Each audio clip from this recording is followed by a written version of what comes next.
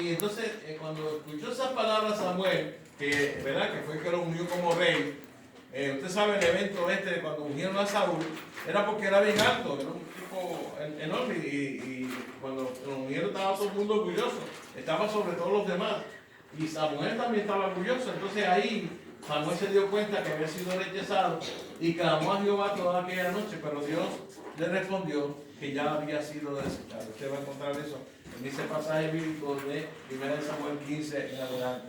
Así que vamos viendo cómo nos va enseñando el estudio con relación a que el Espíritu Santo puede morar para una capacitación en el Antiguo Testamento, y cómo también puede ocurrir que la persona no haga caso a la dirección del Espíritu Santo. Ahora, ¿eso ocurre hoy también? Sí. ¿En el Nuevo Testamento? Sí. ¿Sí? Sí, sí. ¿Por qué razón? ¿Cómo tú lo ves? ¿Verdad?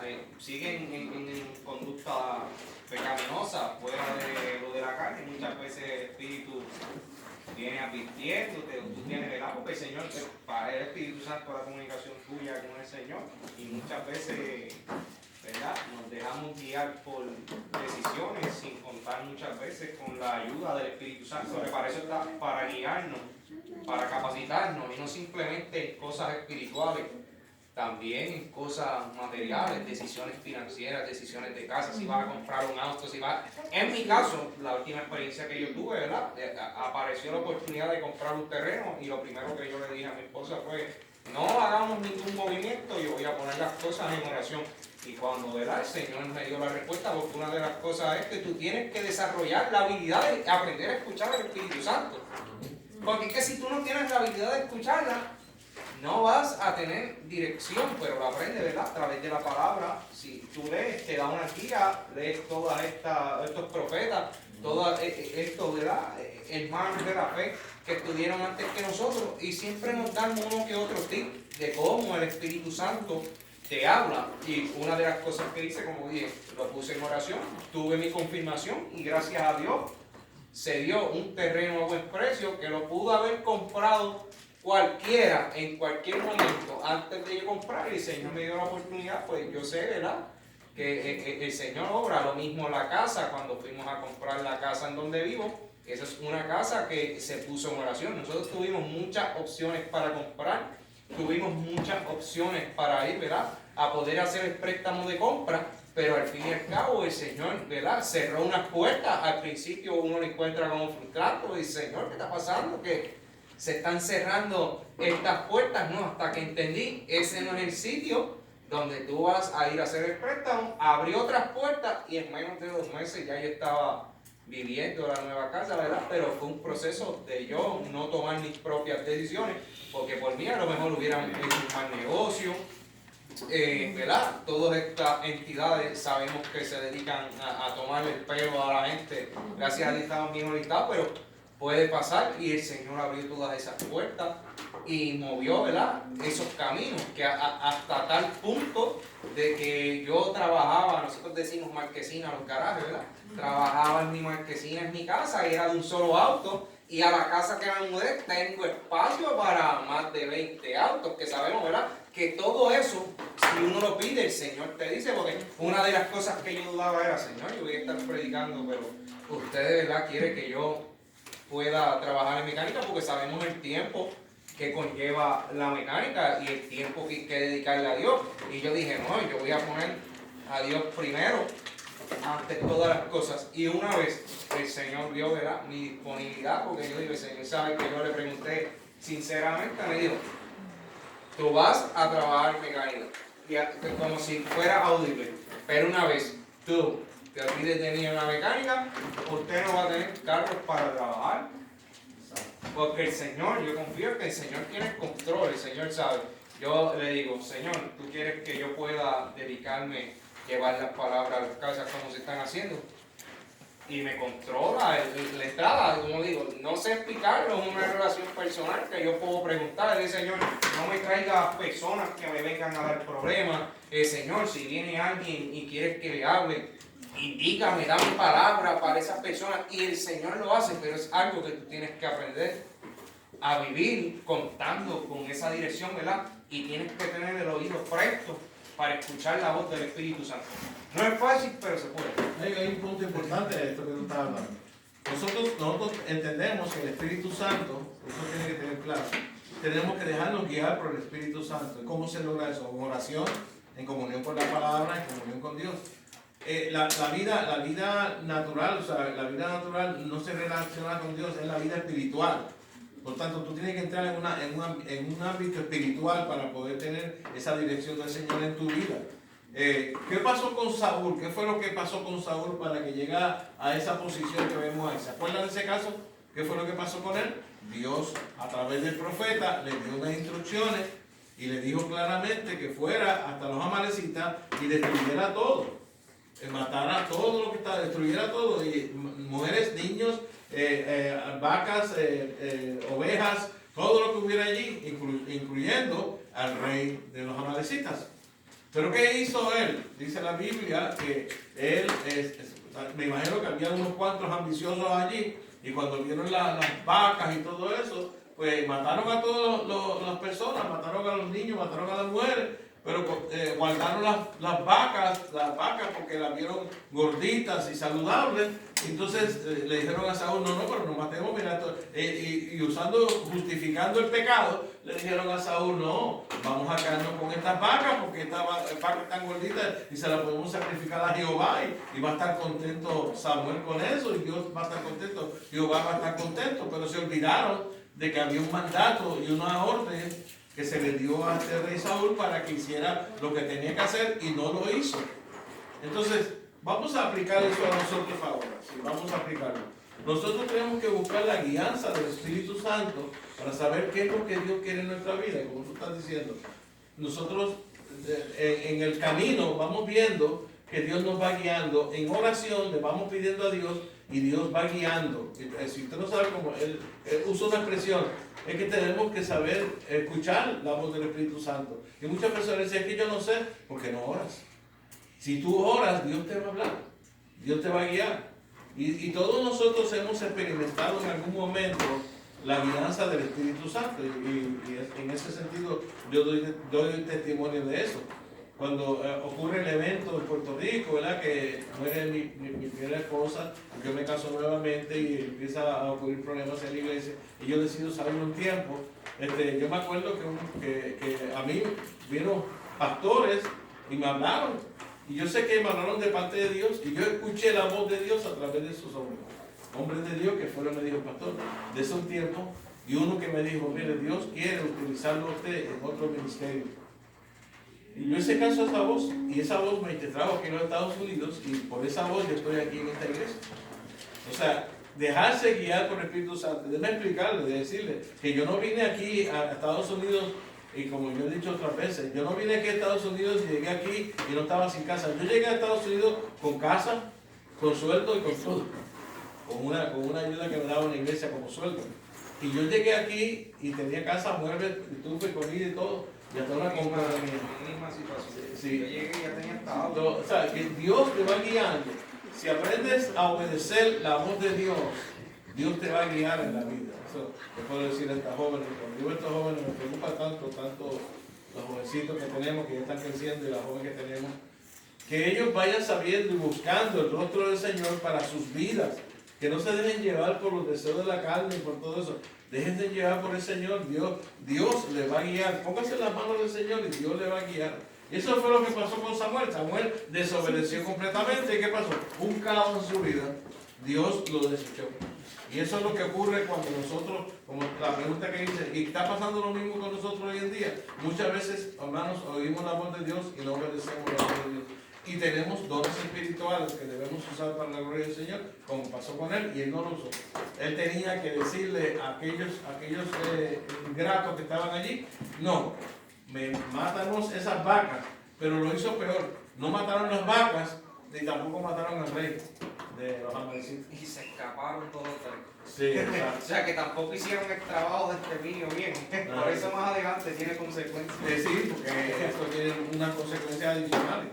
Ok, vamos a ver Primera de Samuel, ahora, entonces, segunda de Samuel, capítulo 7, verso 8. Vamos a ver si ustedes encuentran por ahí. ¿Alguna pregunta hasta aquí? ¿Tienen alguna pregunta? Thank you. Leo Sí, segunda de Samuel, capítulo ¿qué? 10, 7, verso 7, 8. verso 8. Vamos a ver qué dice, hermano. Ahora pues dirás así a mi siervo David. Así ha dicho Jehová de los ejércitos.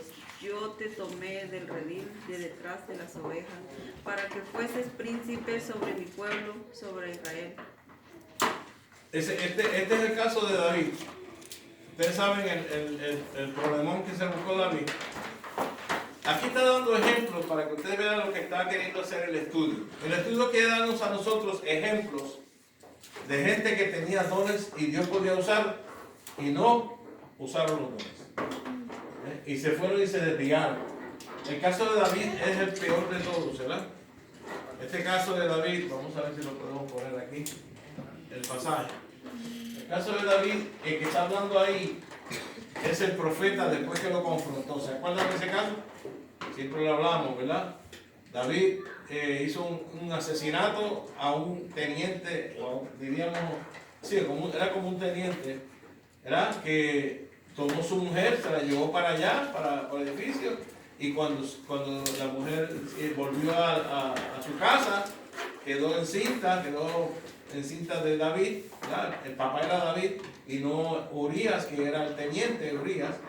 Y usted sabe que lo que ocurrió fue que entonces David, cuando supo que ella estaba preñada, estaba encinta, mandó a buscar al marido para que estuviera con ella y estuviera tranquilito. Entonces él pensara que el hijo era de él, pero el hombre no se fue para la casa, se quedó en la puerta, cuidando la puerta del rey allí.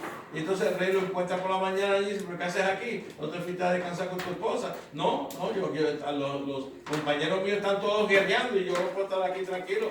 Yo no puedo irme para mi casa tranquilo, yo tengo que estar haciendo algo para el rey y tengo que estar protegiendo al rey. Y entonces al otro día lo emborrachó, y después que lo emborrachó, yo quería que se fuera para la casa de la esposa y no fue tampoco. Entonces se quedó allí. Pues entonces quiere decir que el hombre no estaba dispuesto a ir con la esposa, no la quería tanto, me imagino. Es una cosa de esa, pero también mostró fidelidad al rey y a su posición como del ejército. Cuando David supo eso, entonces buscó un plan y dijo: bueno, el plan B, o sería yo el plan C, hizo una carta para enviársela a Joab, que era como un coronel. Joab era como el coronel, y le dijo en la carta, le dijo a Urías: lleva esta carta hasta donde está Joab, y se la da a Joab.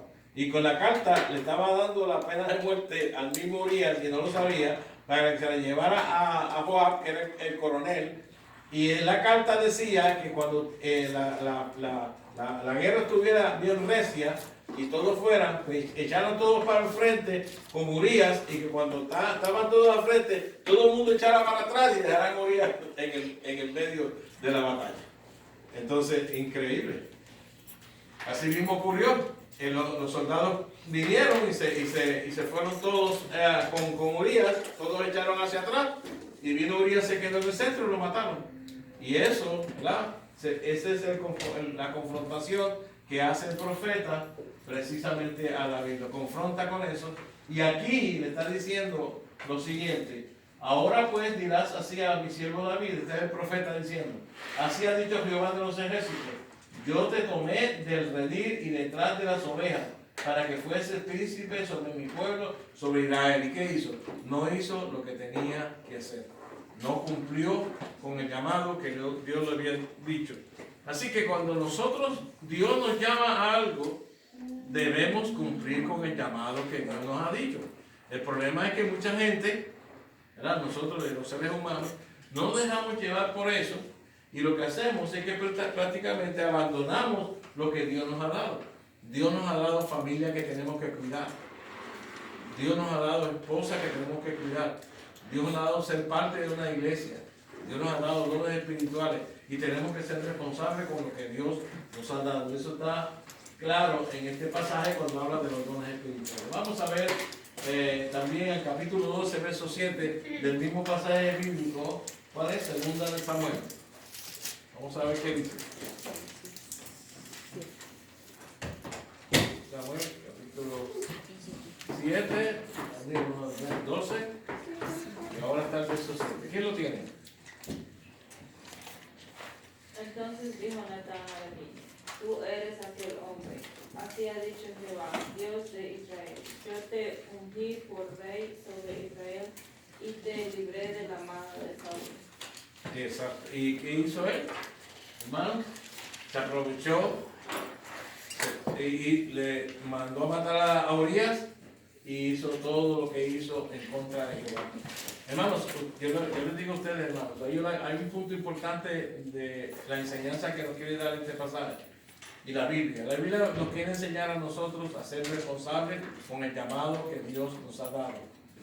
Cada uno de nosotros tenemos una responsabilidad delante de Dios. Tenemos responsabilidad con nuestra familia, tenemos responsabilidad con nuestro trabajo, tenemos responsabilidad con nuestro jefe. Cada uno de nosotros tenemos que ser responsables con lo que Dios nos ha dado. Y el llamado que está haciendo este estudio es que si Dios te ha dado lo que te ha dado, ser responsable con lo que Dios te ha dado. Y más cuando tenemos dones espirituales. Cuando Dios nos ha dado dones espirituales. Dicho sea de paso, ¿verdad? Damos gracias a la hermana Elizabeth hablando sobre eso. Que Dios le dé el don de ser una buena limpiadora de casa. Y vinieron ayer y estuvieron limpiando aquí. Estaba muy contento la secretaria, estaba diciendo al pastor, ¿verdad? Yo vine a traer ¿cómo se llama? Vine a traer la ofrenda y eso porque allá estaba cerrado, estaban ellos por allá, estos 2 días estuvieron por allá por Arkansas. Y entonces me estaba diciendo el copastor, me estaba diciendo, oye, pero ella limpia casa también, ¿sí? Cuando alguien te limpia tu casa, avísame. Dándole promoción a Lisa, ¿verdad? Sí, porque encontraron todo muy limpio y estaban muy agradecidos, ¿sabes? Así que, entonces, esos dones que le daba a Lisa, entonces ella se siente responsable delante del Señor. Ahora lo estamos comprometiendo, no. Usted hácelo conforme a su corazón. Dios bendice, ¿verdad?, aquellos que cumplen con los dones que Dios le ha dado y las capacidades que Dios le ha dado. Así que cada uno de nosotros debemos evaluar qué es lo que Dios nos ha dado y si tenemos realmente tenemos ese sentido, ¿verdad?, de cumplir con lo que Dios nos ha brindado. Okay, ahí va. Así que de esa manera el estudio nos va llevando a entender cómo Dios, usando los dones espirituales, usaba los dones espirituales en el pueblo de Dios. Ahora vamos a ver a Ciro. ¿Quién era Ciro? ¿Se acuerdan de ese caso? El rey de Persia. Ciro era cristiano. ¿Era un hombre de Dios? ¿Era un hombre de Dios? No. Era un impío, hermanos. Era un rey impío. Pero vamos a ver por qué nos trae a Ciro aquí.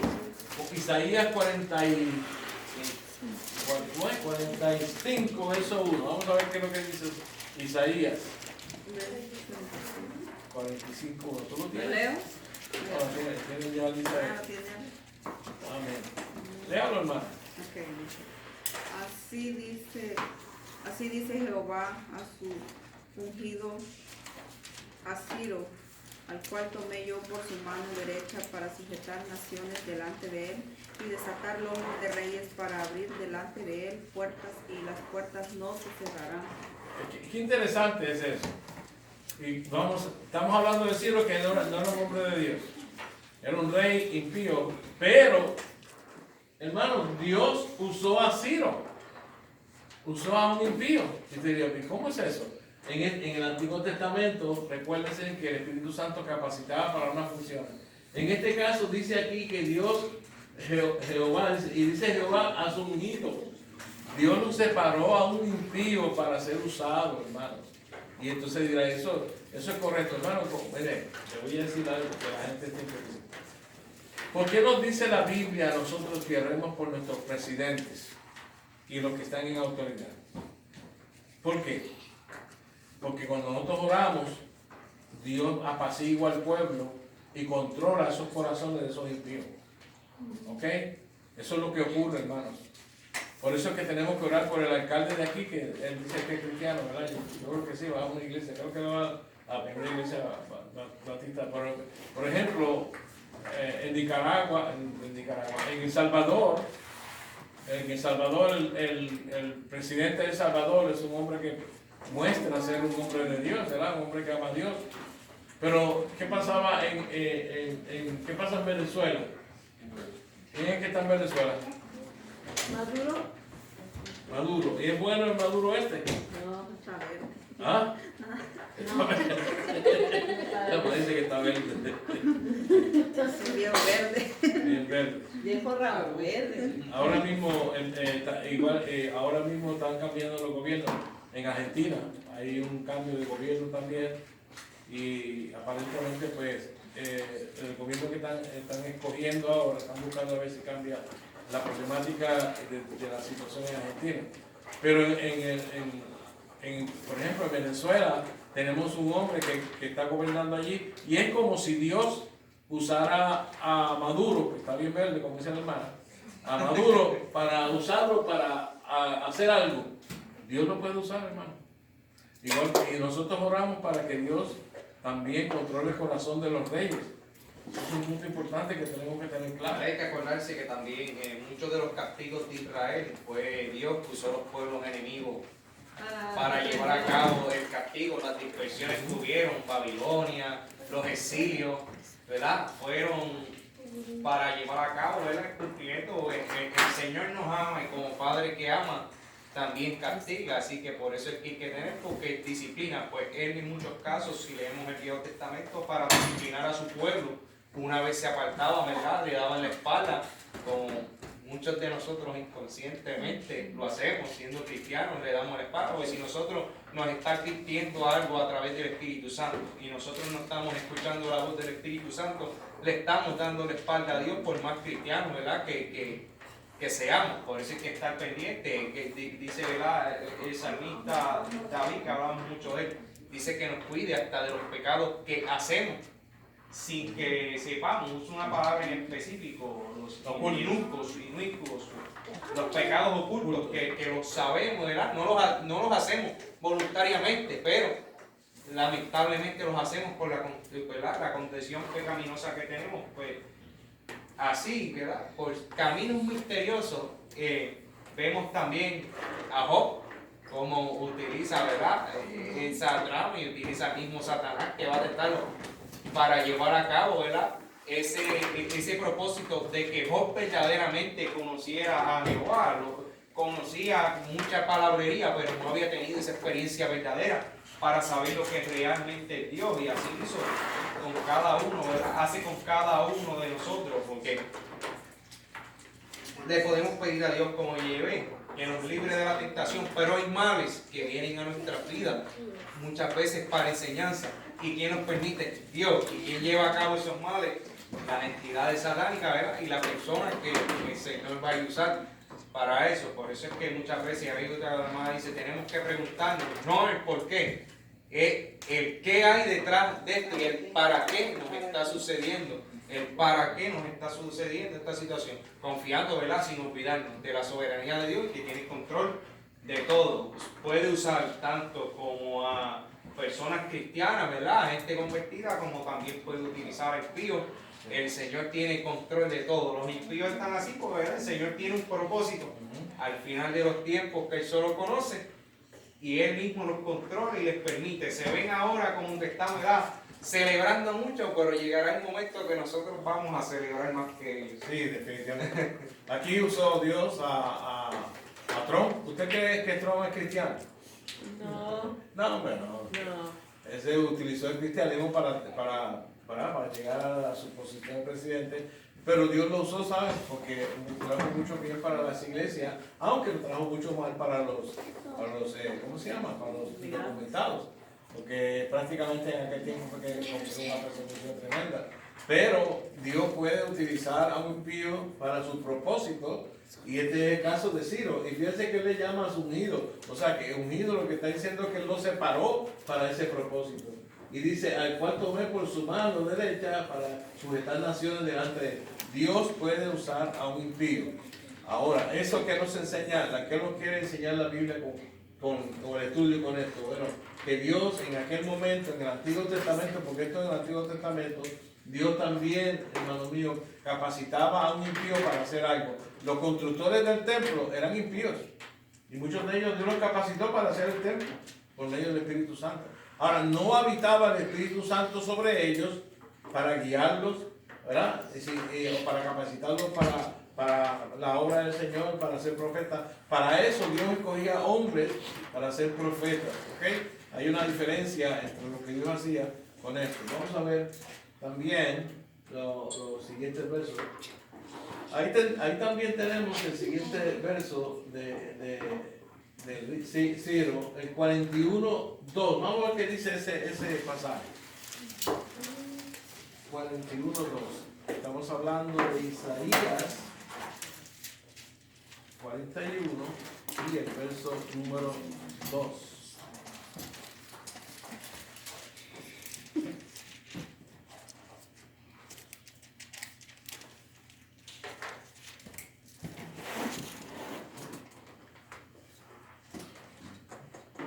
¿Quién lo tiene por ahí? Interesante lectura eso. ¿Alguien la tiene? 41:2. ¿Rubá? ¿Quién lo tiene por ahí?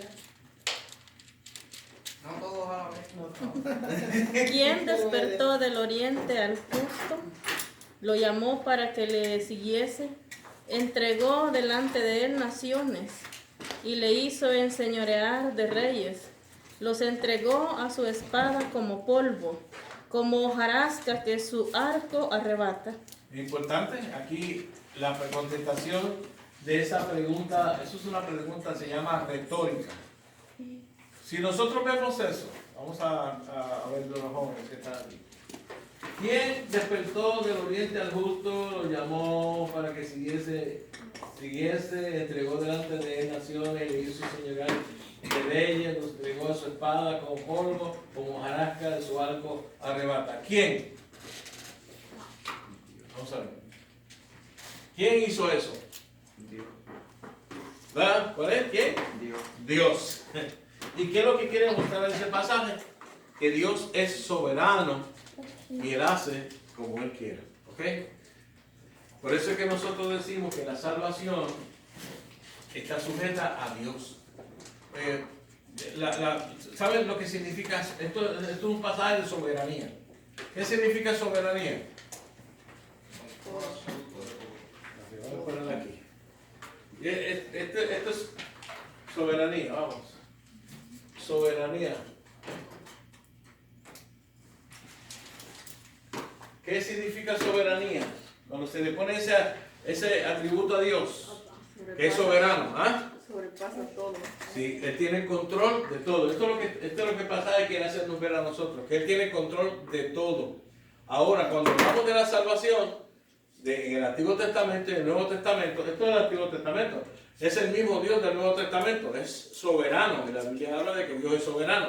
Cuando hablamos de la salvación, vamos a hacer esta aseveración. Si Dios es soberano, entonces, ¿puede el hombre ir por encima de Dios? No. No, ¿verdad que no? Entonces, si una persona se le predica el Evangelio, se le habla el Evangelio, y él dice, no, ¿Dios no puede hacer nada? Sí puede hacer algo.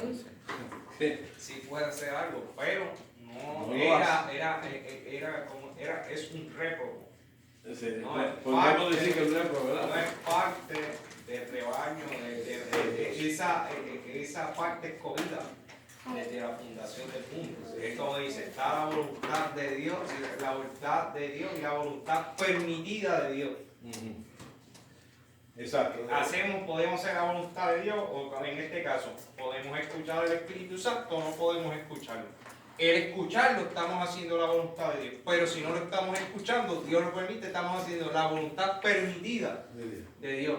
Eso Porque tiene el control. Eso es un punto teológico. Es un punto tiene el control de todo. Tú no puedes decir, no, yo lo escogí por el libre albedrío, porque Dios lo está permitiendo. Porque Dios puede hacer que tú, ¿verdad?, pase otra cosa o tiene la forma de que tome la decisión, pero que eso hay que tomarlo con si en nuestro libre albedrío dice, no, es que Dios en la voluntad permitida del Señor nos permite. O sea, Dios, Porque tiene control Y de cuando- todo, está en todo. Cuando hace esta pregunta, la contestación ¿Quién hizo esto? Dios. ¿Por qué? Porque es soberano. Él es el que mueve todas las cosas. Y cuando estamos hablando de la salvación, la soberanía sigue bajo la salvación. Entonces, cuando una persona dice que no, ¿quién es el que está diciendo que no? ¿El hombre? No, es Dios. ¿Por qué? Porque si Dios dice que no. Ahora, cuando Dios dice que sí, entonces Dios envía el Espíritu Santo, que es el que convence de todo pecado, y toca el corazón de ese hombre. Y entonces cuando toca el corazón de ese hombre, esa persona viene a Dios. ¿Por qué? Porque Dios en su soberanía tocó ese corazón a través del Espíritu Santo. La pregunta sería, entonces si la persona dice que no, ¿qué pasó? Pues Dios no lo tocó. ¿Y por qué Dios no lo tocó? A Dios sabe, pero es soberano.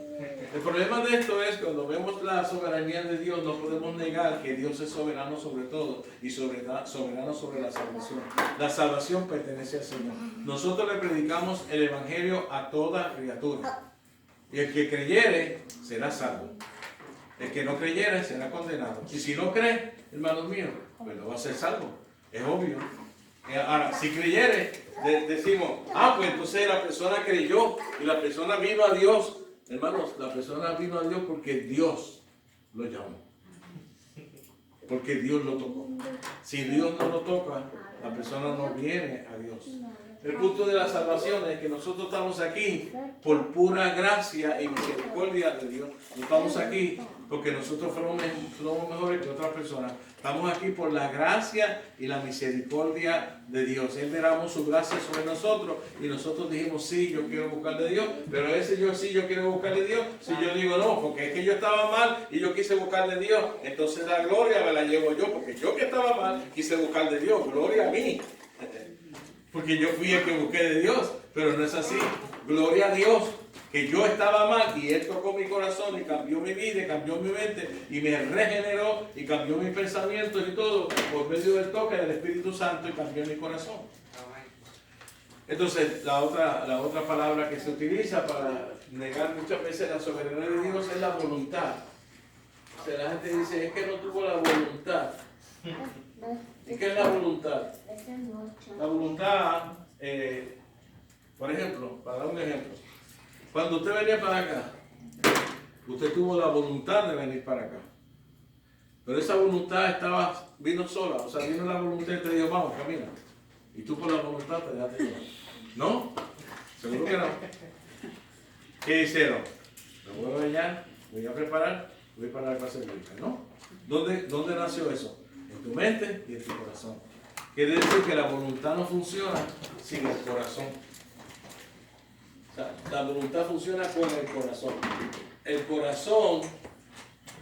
corazón de la persona ahí es que está la vida, ahí es que está la vida, ahí es que está la existencia tuya, está en el corazón. Y tu corazón mueve tu voluntad para que tú vayas.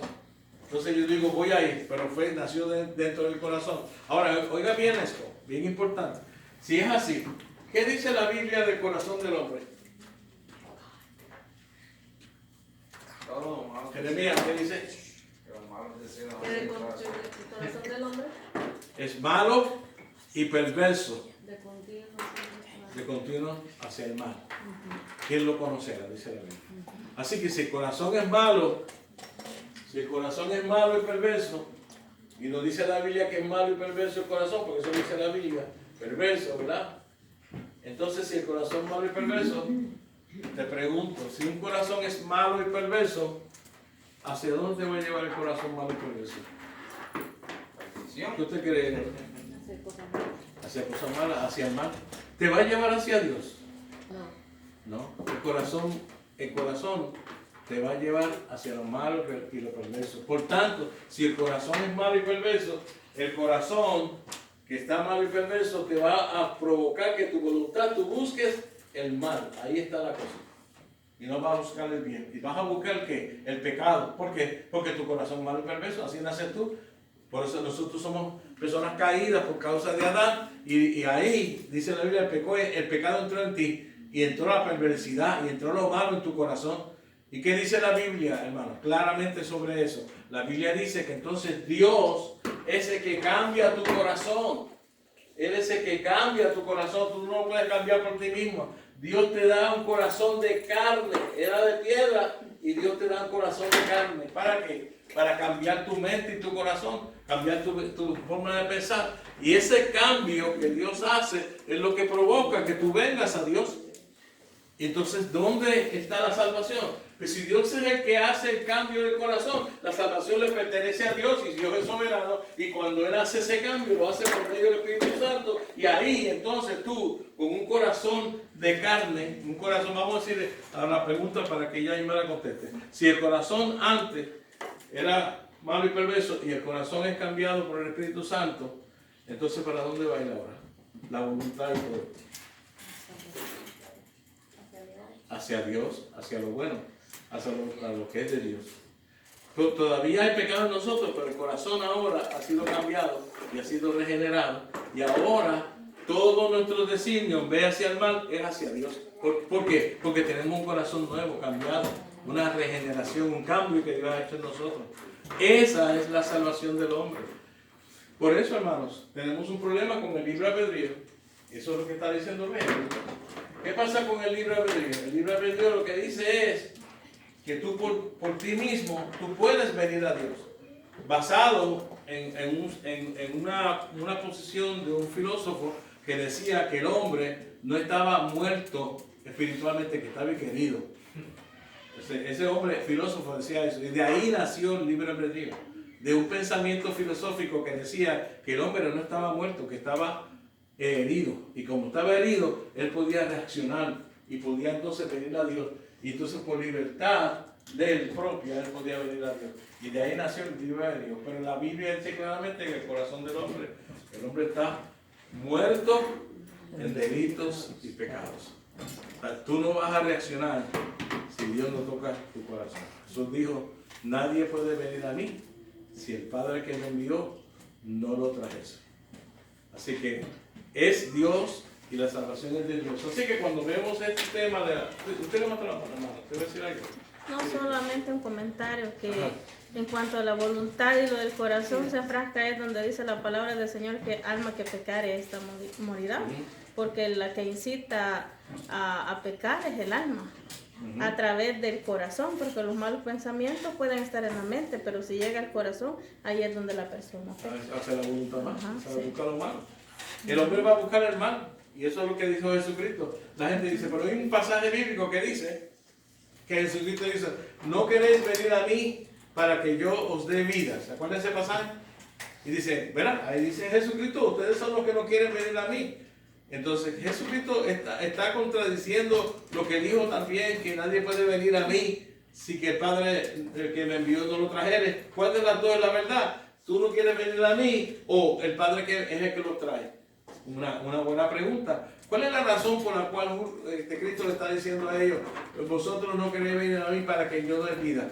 O sea, ¿saben por qué ellos no querían venir? Porque eran pecadores. Eso es lo que está diciendo Cristo. Ustedes no van a venir a mí porque son pecadores. Y la única forma que Cristo habla todo sobre la persona a venir es cuando dice, si el Padre los trae, entonces ustedes vienen. ¿Y cómo los trae el Padre? Cambiando sus corazones, regenerándolos por medio del Espíritu Santo. Entonces cambia sus corazones, cambia el corazón de carne, y ahí el hombre entonces va. Ahí el hombre va. Y por eso es que dice Jesús, entonces, ustedes no quieren venir a mí para que yo os dé vida. No querían venir, pues si son pecadores, están llenos de pecado. Pero si el Padre os trajere, entonces van a venir. La única manera que el hombre viene a Dios es a través del Espíritu Santo que toque su corazón. Nosotros, cuando vamos a predicar a Cristo, nos llamó el Señor a predicar para que Dios toque los corazones, el Espíritu Santo. Nosotros nos toca solamente predicar. La salvación le pertenece a Jehová. Dios es el que salva. Y gloria a Dios por eso, porque si tú, ni yo, ni tú, ni ninguno de nosotros estuviéramos aquí. Estamos aquí por la misericordia y la gracia de Dios que tocó nuestros corazones y nos hizo venir aquí. Y nosotros tenemos que predicarle a otros para que Dios siga tocando corazones. Y oramos para que Dios tenga misericordia y toque corazones. Amén. Hermano, terminamos el estudio. Pero queríamos traer esa parte de la soberanía de Dios para la próxima. Estaremos estudiando todo lo que tiene que ver con la responsabilidad de los dones espirituales. Amén. Gloria a Dios.